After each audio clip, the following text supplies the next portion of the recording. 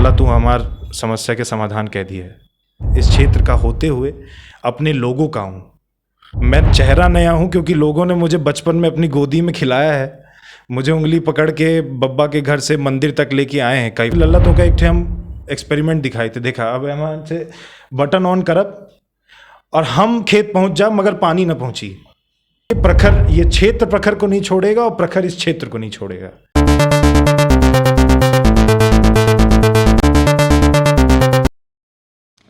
हमारा भारत देश अलग अलग सभ्यताओं का देश है। यहाँ अलग पहनावा, अलग अलग बोल भाषाएं हैं। यहाँ आए दिन अलग अलग त्योहार मनाए जाते हैं। इस समय हमारे लोकतंत्र का सबसे बड़ा त्योहार आने वाला है। जी हाँ, मैं बात कर रही हूँ विधानसभा चुनाव की। विधानसभा चुनाव को मैंने त्योहार इसलिए कहा क्योंकि त्योहार आते ही चहल पहल का माहौल हो जाता है। जैसे ही विधानसभा चुनाव आने की बात हो गई है, हम देख सकते हैं कि गाँव में, शहरों में, गलियों में, नुक्कड़ों में हर जगह चहल पहल मच गई है। नमस्कार, मैं साक्षी त्रिपाठी हिंदुस्तान 24 के स्पेशल प्रोग्राम सियासतनामा में आप सभी का स्वागत करती हूं। आज हमारे इस खास एपिसोड में हमारे साथ मौजूद हैं आम आदमी पार्टी के युवा नेता प्रखर प्रताप सिंह। सर, बहुत बहुत स्वागत है आपका। तो जनता का पहला सवाल ये है आपसे कि प्रखर प्रताप सिंह कौन है, क्योंकि ये काफ़ी नया नाम सुनने में, राजनीति के क्षेत्र में काफ़ी नया नाम गुड़ विधानसभा से सुनने में आ रहा है। तो प्रखर प्रताप सिंह कौन है और राजनीति में इनकी एंट्री कैसे हुई? जी, जैसे कि आपने कहा कि मेरा नाम प्रखर प्रताप सिंह है और मैं रायपुर करचुलियान का हूँ।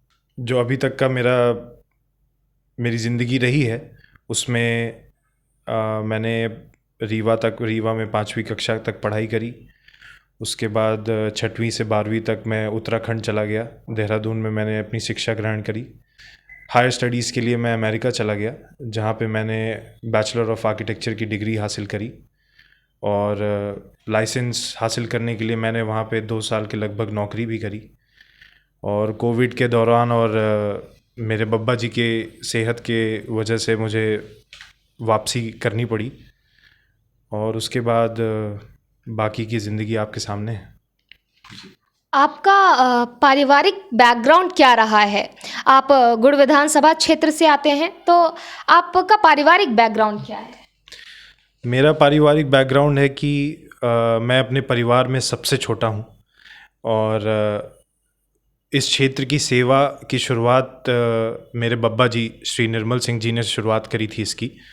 उन्होंने अपने जीवन काल में काफ़ी ऐसे काम किए हैं जो जनसेवा में गिने जाते हैं। जैसे कि जहाँ पे मेरे पिताजी का जन्म हुआ था, वहाँ पे आज सरस्वती शिशु मंदिर स्कूल है और वो घर मेरे बब्बा जी ने दान में दिया। उन्होंने कई नेत्र शिविर लगाए। गायत्री परिवार को वहाँ पे उस क्षेत्र में उन्होंने बढ़ाया और उस क्षेत्र बस में नहीं, पूरे भारतवर्ष में उन्होंने अपने जीवन काल में एक बहुत बड़ा अश्वमेध यज्ञ भी करवाया था। उनकी जो लेगेसी है उसको बढ़ाने का काम मुझे करना है, क्योंकि वो जनसेवा ही उनकी लेगेसी है और मुझे जनसेवा में ही इंटरेस्ट है। मेरे बब्बा जी से मेरी काफ़ी नज़दीकियाँ रही हैं। जब भी मैं बाहर से आता था तो उनके साथ सबसे ज़्यादा मेरा समय कट जाता था, क्योंकि पिताजी लोग काम में व्यस्त रहते थे, मेरी बहन किसी अपने काम में व्यस्त रहती थी। तो मेरा समय पता नहीं कैसे बब्बा जी के साथ, उनकी मारुति 800 हुआ करती थी, तो उसमें बैठ के हम दोनों बब्बा नाती निकल जाते थे रायपुर करचुलियान की तरफ। तो कहीं मंदिर में सफाई करवा रहे हैं, कहीं अपना घर साफ़ कर रहे हैं, कभी इनसे मिलने जा रहे हैं, आज इनका स्वास्थ्य गड़बड़ है। तो 16-17 साल की उम्र से ही मैं बब्बा के साथ बहुत ज़्यादा इन्वॉल्व होने लग गया था और तब तक 15 साल के बाद तो मेरे दिमाग का तो पूरा विकास हो ही चुका था। तो काफ़ी समस्याएं भी देखता था, उनको भी बहुत समस्याएं होती थी इन सब कामों में। तो इस वजह से सब लोगों को यही लगता है कि ये बहुत अचानक से ही, अचानक से बिल्कुल नहीं है। ये 15-16 साल की उम्र से ही ये जागरूकता थी। समस्याएं देखता था, अच्छाइयाँ देखता था अपने लोगों के। जब मेरा पीठ थपथपाते थे तब मैं देखता था। और जब मैं विदेश में रहता था तो मैंने काफ़ी मेहनत करके काफ़ी अच्छी चीज़ें करने की कोशिश करी, मगर कोई थपथपी नहीं देता था। कोई बोलता नहीं था कि शाबाश बेटा, बस ये होता था कि it's your duty, you did it. तो बड़ा अजीब लगता था। तो इसी वजह से मैंने कहा कि अब बस, अब वापस आया जाए, बब्बा की लेगेसी को आगे बढ़ाया जाए और काम करते जाए, क्योंकि मुझे वो सारी चीज़ों की ज़रूरत पड़ती है कि मेरे को कोई बोले कि बेटा बहुत अच्छा किया, लल्ला तू हमार समस्या के समाधान कह दिया है। तो ये सभी चीज़ें जब मैं सुनता हूँ तो मुझे अच्छा लगता है। तो क्या पता मेरा यही रीज़न है कि मैं इसमें बहुत ही प्रबल इच्छा शक्ति से आगे बढ़ना चाहता हूँ। आप क्षेत्र में रहते हैं, जनता के बीच जाते हैं। आपने कहा कि आप बचपन से ही अपने बब्बा जी के साथ जनता के बीच में रहे हैं। तो क्षेत्र में इस समय, वर्तमान समय में जनता कौन सी समस्याएं लेकर, गुड़ विधानसभा क्षेत्र की जनता आपके पास आती है? देखिए, काफ़ी समय से मैं इस क्षेत्र का दौरा कर रहा हूँ और पहली बात मैं बता दूँ कि मैं इस क्षेत्र का हूँ तो मुझे वैसे ही लोग मुझे स्वीकारते हैं। मैं चेहरा नया हूँ क्योंकि लोगों ने मुझे बचपन में अपनी गोदी में खिलाया है। मुझे उंगली पकड़ के बब्बा के घर से मंदिर तक लेके आए हैं काफ़ी लोग, मगर वो लोग बस ये नहीं जानते कि अरे ये प्रखर है। और मेरा घर का नाम था प्रसाद, तो बोले कि प्रसद्दू आए, कहा लाला तू इतना बड़ा हो गया। तो मेरे से वैसी समस्याएं बताई जाती हैं कि मान लीजिए कि हमारे क्षेत्र में ऐसे विकास ज़रूर हुए हैं जिसमें देश भर में हमारे देश का नाम हुआ है, विश्व भर में हमारे देश का नाम हुआ है। जैसे हमारा सोलर पार्क, इंडस्ट्रियल पार्क भी है जहाँ पे इंडस्ट्रीज इस्टेब्लिश की जा रही हैं। टूरिस्ट के लिए, पर्यटकों के लिए गोविंदगढ़ में काफ़ी व्यवस्थाएं की जा रही हैं। मगर हमारी आवाम का, जो क्षेत्र के लोग हैं, उनकी समस्याएं तो देखिए यही है। सबसे पहली समस्या शुरू होती है बिजली। हमारे खेतों में पानी नहीं जा पा रहा है कि आप समझिए कि बिजली का वोल्टेज इतना डाउन है कि मैं देख रहा था कि बोल रहे थे नाम हुआ है, विश्व भर में हमारे देश का नाम हुआ है। जैसे हमारा सोलर पार्क, इंडस्ट्रियल पार्क भी है जहाँ पे इंडस्ट्रीज इस्टेब्लिश की जा रही हैं। टूरिस्ट के लिए, पर्यटकों के लिए गोविंदगढ़ में काफ़ी व्यवस्थाएं की जा रही हैं। मगर हमारी आवाम का, जो क्षेत्र के लोग हैं, उनकी समस्याएं तो देखिए यही है। सबसे पहली समस्या शुरू होती है बिजली। हमारे खेतों में पानी नहीं जा पा रहा है कि आप समझिए कि बिजली का वोल्टेज इतना डाउन है कि मैं देख रहा था कि बोल रहे थे कि लल्ला तो का एक थे हम एक्सपेरिमेंट दिखाए थे, देखा अब हम से बटन ऑन करब और हम खेत पहुंच जा मगर पानी ना पहुंची। तो ऐसा क्यों है? 3 फेस तो आप छोड़ दीजिए, 2 फेस में भी 2 फेस लाइट आती है, उसमें भी दूसरा फेस इतना डाउन होता है कि 2 फेस का भी मोटर ढंग से नहीं चल पाता है। ज्यूला में एक ऐसा ज्यूला गांव है, मगर उसमें एक ऐसा हिस्सा है उस ज्यूला गांव का जो नगर निगम में आने लगा है। वहाँ पे नए ट्रांसफॉर्मर्स, अंडरग्राउंड पावर केबल्स, सबकी व्यवस्था जैसे हमारे रीवा नगर में वैसे कर दी गई है। तो वहाँ पर्याप्त मात्रा में बिजली है। मगर क्या हमें नगर का और नगर निगम में ही आने का इंतज़ार करना पड़ेगा पर्याप्त बिजली के लिए? ग्रामीण क्षेत्र का हक नहीं है कि उन्हें पर्याप्त बिजली मिले। और उसमें सिर्फ एक ही चीज़ करनी है, एक बार बस एफर्ट डालना है कि नए इक्विपमेंट्स, मतलब नए ट्रांसफार्मर्स, नई केबलिंग, वही पुरानी केबलों से छुटकारा पाके अंडरग्राउंड पावर केबल अगर यूज़ करें तो ये सारी समस्याओं का तो वैसे ही समाधान हो जाएगा। इतना बड़ा सोलर पार्क है जो पूरे देश भर में बिजली पहुंचा रहा है, क्या हमारे इस छोटे से गुड़ क्षेत्र में पर्याप्त बिजली नहीं हो सकती? ये कैसे आप और मैं मान सकते हैं, बताइए। मैं क्षेत्र में दौरा करते समय मुझे दादी भाभी लोग मिली, तो वो बीड़ी बना रही थी उस समय। तो वो ये भी कह रही थी कि बेटा हो गया ये सब, हमारा टाइम भी कट जाता है मगर इसमें कुछ बचता नहीं है, मगर ये होता है कि चलो एक्टिविटी कर रहे हैं तो कुछ तो पैसा मिल जाए। मगर समस्या लल्ला ये नहीं है, समस्या हमारी यह है कि तय रोड बनवा दें इंठे। माँ छोट के बालक, हमा भतीज, तुम्हार चाचा हरे सब मार बारिश के मौसम में बाइक लिए कहूँ यहाँ गिरी, कहूँ वहाँ गिरी, कहूँ गढ़ी में घुस जाई। तो ये सारी समस्याएं हैं। और शिक्षा की जो समस्या है वो तो देखिए ईश्वर की कृपा थी कि मेरे बब्बा जी की कार्यशैली से फिर मेरे पिताजी ने उसको आगे बढ़ाया और मेरे ईश्वर की इच्छा हुई कि मैं अच्छी शिक्षा हासिल कर पाया। देखिए, गवर्नमेंट ऑर्गेनाइजेशंस हमारे इंडिया में वैसे ही बहुत सक्सेसफुल काम करते हैं इस सेक्टर में। अब जैसे कॉलेजेस हो गए, स्कूल्स हो गए, तो ऐसे भी कॉलेजेस हैं जहाँ पे एडमिशन लेने के लिए इतनी मेहनत करनी पड़ती है और वहाँ से धुरंधर निकलते हैं जो विश्व में और पूरे देश में हमारा नाम आगे बढ़ाते हैं। अगर वैसी व्यवस्था एक गवर्नमेंट ऑर्गेनाइजेशन, एक सरकार बना सकती है तो फिर हमारे क्षेत्र में ऐसे कॉलेजेस क्यों बन जाते हैं कि इतना बड़ा इंफ्रास्ट्रक्चर बन जाता है, बड़ा सा फीता कट जाता है, मगर उसका संचालन इतनी बुरी तरह होता है कि अगर आप उसमें एडमिशन लेती या मैं उसमें एडमिशन लेता तो उन बच्चों में हमारी गिनती हो जाती कि अगर कल को कोई मेरे से इंजीनियरिंग का बेसिक सवाल भी कर देता तो मैं उसे बता नहीं पाता। और अगर मेरे पास वो स्किल, वो हुनर नहीं है, तो मुझे कौन नौकरी में रख लेगा बताइए। आज आप न्यूज़ चैनल चला रही हैं, कॉलेजेस में पत्रकारिता की भी पढ़ाई होती है, जर्नलिज्म की भी पढ़ाई होती है। अगर आप कल को किसी को हायर करने निकलती हैं मेरे गुड़ विधानसभा क्षेत्र में, तो आप तो उसी को करेंगे ना कि भैया आपकी डिग्री एक जगह है मगर आपका हुनर क्या है। तो अगर हुनर नहीं रहेगा तो कैसे आप उसे हायर कर लेंगे बताइए। तो ये हमारे बेरोजगारी की सबसे पहली समस्या है। मगर वो समस्या आगे भी हैं जहाँ पे हुनर भी है, बहुत ऐसे भी, मैं ये नहीं कह रहा हूँ कि हुनर नहीं है, हुनर होता भी है, मगर व्यवस्था ऐसी बनाई जा रही है कि उस हुनर को कोई भी सेठ जी उसे एम्प्लॉयमेंट नहीं दे पा रहा है। गुड़ विधानसभा क्षेत्र में बीजेपी रही, कांग्रेस रही और बीच में कई अन्य पार्टियां भी आती रहीं, लेकिन आम आदमी पार्टी और प्रखर प्रताप सिंह काफ़ी नई एंट्री है, अभी अभी एंट्री है गुड़ विधानसभा क्षेत्र में। तो आप लोगों का विश्वास बीजेपी, कांग्रेस, अन्य पार्टियों से अपनी तरफ कैसे खींचेंगे, कैसे लोगों का भरोसा अपनी तरफ लाएंगे? देखिए, मैं दोबारा दोहराना चाहूँगा कि ये अचानक से नहीं है। ये अब आप सभी लोग समझ रहे होंगे कि देखिए, घर तो घर ही होता है। तो मैं घर का लड़का हूँ, इस क्षेत्र का लड़का हूँ, और यहाँ पे मैं प्रतिनिधि नहीं हूँ, प्रतिनिधि न बनना चाहता हूँ। मेरा उद्देश्य यही है कि जैसे मुझे लोग जानते हैं कि मैं यहाँ का बेटा हूँ, लड़का हूँ, किसी का भतीजा हूँ, किसी का छोटा भाई हूँ, किसी का बड़ा भाई हूँ, तो उस उद्देश्य से हमारे यहाँ जितनी भी पॉलिटिकल पार्टीज़ आई हैं, तो अब देखिए उसमें नियत कह लीजिए या इच्छा शक्ति कह लीजिए जनसेवा की, कहीं ना कहीं तो कमी हुई है। क्योंकि अगर ये बड़े प्रोजेक्ट्स हो सकते हैं तो क्या अपनी जनता की व्यवस्था नहीं बनाई जा सकती? और व्यवस्था में क्या बिजली ही तो देनी है, पानी ही तो देना है। ये सारी समस्याओं का समाधान अभी तक क्यों नहीं हो पाया है?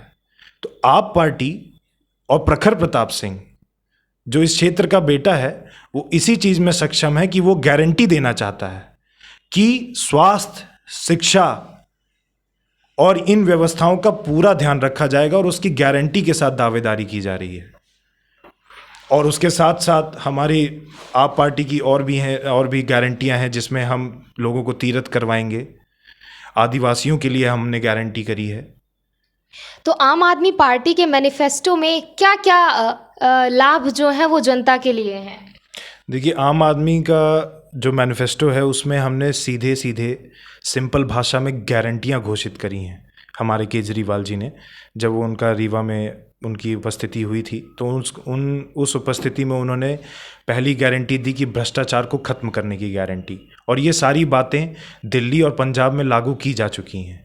तो भ्रष्टाचार खत्म करने की गारंटी, शिक्षा की गारंटी, स्वास्थ्य की गारंटी, शहीद सम्मान की गारंटी और ऐसी अन्य 10 गारंटियाँ इस मैनिफेस्टो में शामिल हैं।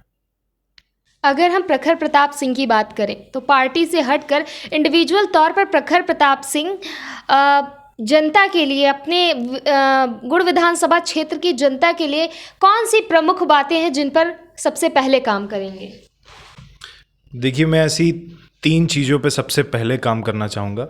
ये क्रमशः नहीं बोल रहा हूँ मैं, मगर ये 3 चीज़ों मेरे लिए इक्वली इम्पॉर्टेंट रहेंगी। वो पहली होगी शिक्षा। शिक्षा में देखिए, हमारी सरकार ने ऐसी व्यवस्था बनाई है दिल्ली में कि बच्चे प्राइवेट स्कूल में ना जाके आज सरकारी स्कूल में जाना ज़्यादा पसंद कर रहे हैं। और उसका उद्देश्य यही था कि उन स्कूलों को, जो वैसे ही इंफ्रास्ट्रक्चर जैसे प्राइवेट स्कूल के इंफ्रास्ट्रक्चर, बस उनके संचालन की व्यवस्था बनानी थी। और आज देखिए, वो स्कूलों में IAS जो डिप्लोमैट्स हैं, सारे जो सक्षम लोग हैं, उनके भी बच्चे आज वहीं पढ़ रहे हैं। तो वैसी ही व्यवस्था हम यहाँ बनाना चाह रहे हैं। क्योंकि देखिए, जो सक्षम है वो तो अपने बच्चों की व्यवस्था बना लेते हैं, मगर जो सक्षम नहीं हो पा रहे हैं, क्या उनको अपनी शिक्षा का हक नहीं है क्या? और उसी के लिए अगर गवर्नमेंट व्यवस्था बना रही है, तो अगर उसका सही तरीके से संचालन भर करवाना है मुझे कहीं से फंडिंग की व्यवस्था नहीं करनी क्योंकि फंडिंग है, इंफ्रास्ट्रक्चर की व्यवस्था नहीं करनी क्योंकि इंफ्रास्ट्रक्चर है, बस उसका बस सही तरीके से संचालन बनाना है, टीचरों की उपलब्धता बढ़ाना है और टीचिंग फैसिलिटी, टीचिंग करिकुलम जो है उसको सही तरीके से संचालन करवाना है। तो वैसे ही हमारे बच्चों को अच्छी शिक्षा मिलने लग जाएगी, क्योंकि हमारे जो पिताजी लोग हैं, हमारे जो बड़े भाई लोग हैं, वो आज तक इतने अनुभव हो गए हैं कि वो अपनी ज़िंदगी निकाल ले जाएंगे। मगर छोटे बच्चों का क्या है, आने वाला समय इतना टेक इंडस्ट्री में इतना कंपेटिटिव होने वाला है कि अगर उनको तैयार नहीं किया जाएगा तो वो तो उस डब्बे के अंदर पैक हो जाएंगे। तो शिक्षा में सबसे पहली, क्योंकि हमारा फ्यूचर जनरेशन ही हमारा आगे बढ़ाएगी सारी चीज़ों को, तो उसको तैयार करना बहुत ज़रूरी है। दूसरा है युवा शक्ति। हमारी जो युवा हैं, अगर उनको सही डायरेक्शन, क्योंकि मैं भी एक युवा हूँ और बहुत ही जो मेरा पिछला बीती हुई ज़िंदगी है, अगर उसमें अगर मुझे सही डायरेक्शन नहीं मिली तो मैं जानता हूँ कि मैं किसी भी तरफ जा सकता था। तो अगर युवा शक्ति को सही दिशा नहीं दिखाई जाएगी तो वो हमेशा ऐसी ओर मुड़ जाएगी जहाँ पे अच्छी चीज़ें नहीं की जाती हैं। नशा हो गया, दुर्व्यवहार हो गया, बेरोजगारी हो गई, खाली बैठना, ये सारी चीज़ें रहती हैं। तो युवा शक्ति को अगर डायरेक्शन देनी है तो मेरे हिसाब से सबसे अच्छी चीज़ है स्पोर्ट्स, खेल कूद। मैं आपको बता दूं कि मैं अपने स्कूल के जो मेरे साल रहे हैं, मैं स्पोर्ट्स कैप्टन रह चुका हूं, बास्केटबॉल में स्टेट लेवल्स तक खेल चुका हूं। तो मुझे पता है कि अगर इस तरफ ऊर्जा लगती है तो आदमी का जो डेवलपमेंट है, जो विकास है, डिसिप्लिन और इन सब चीज़ों में काफ़ी अच्छा विकास होता है अपनी युवा लोगों का। तो मुझे हमारे गुड़ क्षेत्र में काफ़ी ऐसे स्टेडियम्स बनाए गए, जो बनाए तो गए मगर उनका व्यवस्था ऐसी है कि देखिए, आपको एक फ़ोटो दिखाना पड़ेगा लोगों को कि कैसी कैसी व्यवस्थाएं हैं हमारे स्पोर्ट्स फैसिलिटी की। तो उनको डेवलप करवाना, वहाँ पे टूर्नामेंट्स ऑर्गेनाइज करवाना, वहाँ पे कोचिंग्स ऑर्गेनाइज करवाना, और ये सब बहुत आसान है, इसमें कोई बहुत ज़्यादा फंडिंग की ज़रूरत नहीं है। तो ऐसी व्यवस्थाएं करवाना कि हमारे युवा को एक अच्छी डायरेक्शन मिले और अच्छी एक विचारधारा मिले कि वो अपनी एनर्जी को फोकस कर सके। अगर हम गुड़ विधानसभा क्षेत्र की बात करें तो अगर बात बीजेपी की हो, कांग्रेस की हो या क्षेत्रीय लोगों की, यहाँ पर एक मुद्दा इस विधानसभा चुनाव में बड़ी तेज़ी से निकलकर सामने आ रहा है और वो है क्षेत्रीय और बाहरी नेताओं की। तो इस पर प्रखर के क्या ओपिनियंस हैं कि क्षेत्रीय और बाहरी नेताओं में से किनको ज़्यादा प्रायोरिटी मिलनी चाहिए? देखिए, प्रायोरिटी किसको मिलनी चाहिए ये भारत का संविधान डिसाइड करता है कि यहाँ पे ये एक डेमोक्रेटिक कंट्री है, यहाँ पे सब अपनी इच्छा जाहिर कर सकते हैं, सब अपने कार्य अपने कॉन्स्टिट्यूशन के अंतर्गत आते हुए सारे काम किए जा सकते हैं। ये मान लीजिए कि लॉ से बड़ा कुछ नहीं होता है। मगर देखिए, हम सब जानते हैं कि हमारे भारत का कल्चर होता है कि घर की प्राथमिकता है ना। अगर आप भी देखेंगे कि आपके खुद के घर में, मेरे घर में, हम लोग ज़रूर चाहते हैं कि यार ये घर के कोई आदमी कर ले तो बड़ा अच्छा होगा, क्योंकि वो हमारे घर की समस्याओं को वही समझ पाएगा। और कैसे कोई समझ जाएगा कि मैं कैसे बाहरी वालों से एक्सपेक्ट कर लूँ कि वो हमारे लोगों को समझ पाएँ, मेरी माता को समझ पाए, मेरी बहन को समझ पाए। वो तो मैं ही समझ पाऊँगा ना, क्योंकि मैं उस घर का हूँ। तो वैसे ही मैं इस क्षेत्र का हूँ, ये क्षेत्र मेरा घर है। तो मुझे ऐसा लगता है, ये मेरा एक ओपिनियन है कि मैं इस क्षेत्र का होते हुए अपने लोगों का हूँ। बाहर से आके मैं अपने आप को थोपना नहीं चाहता हूँ अपने लोगों का, मैं यहीं का हूँ। और जैसा कि मैंने आपको पहले ही बताया कि देखिए, घर तो घर ही होता है, और ये मेरा एक इशारा है। अब आगे इसमें और क्या कहूँ, क्योंकि मैं इस जनप्रतिनिधि में पहले नहीं आना चाहता हूँ। मैं एक बेटा हूँ, छोटा भाई हूँ, किसी का भतीजा हूँ। तो ऐसे मेरे रिश्ते हैं उस पूरे क्षेत्र में, और जो मेरे बड़े हैं वो मेरे बब्बा हैं, कक्का हैं। तो ऐसा मेरे रिश्ते हैं उस क्षेत्र में। तो बताइए कि कौन ज़्यादा अच्छा काम करेगा, बाहर का आदमी कि अंदर का आदमी? हम आपका इशारा समझ गए हैं और जनता भी। तो अब अगला सवाल ये है कि दिल्ली से पंजाब, पंजाब से अब मध्य प्रदेश, तो दिल्ली अभी कितनी दूर है मध्य प्रदेश के लिए? देखिए, दिल्ली है उतनी ही दूर जितनी हमारे जनप्रतिनिधियों की प्रबल इच्छा शक्ति जनसेवा के लिए, उतनी ही बस दूर है। मैं आपको बता दूं कि जैसे आपने मेरे से पहले प्रश्न किया था कि किन चीज़ों में मैं स्वयं मैं किस चीज़ों पे सबसे ज़्यादा फोकस करना चाहूँगा, उसमें मैंने आपको बताया कि स्वास्थ्य।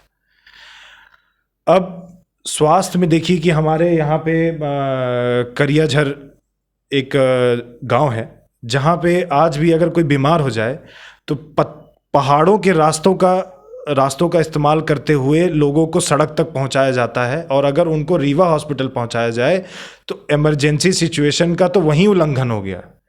फर्स्ट एड तो आप दूर की बात कर दीजिए, फर्स्ट एड मतलब कि पहले जो चिकित्सा कर दी जाए कि पेशेंट स्टेबल हो जाए कि वहाँ तक पहुँच जाए, तो वो पहाड़ के रास्ते चल के लाना, खटिया में किसी चीज़ में रोड तक पहुँचाना, फिर किसी गाड़ी से उसको हॉस्पिटल तक पहुँचाना, तो कैसे वो मरीज के चांसेस तो अपन ने वहीं ख़त्म कर दिए।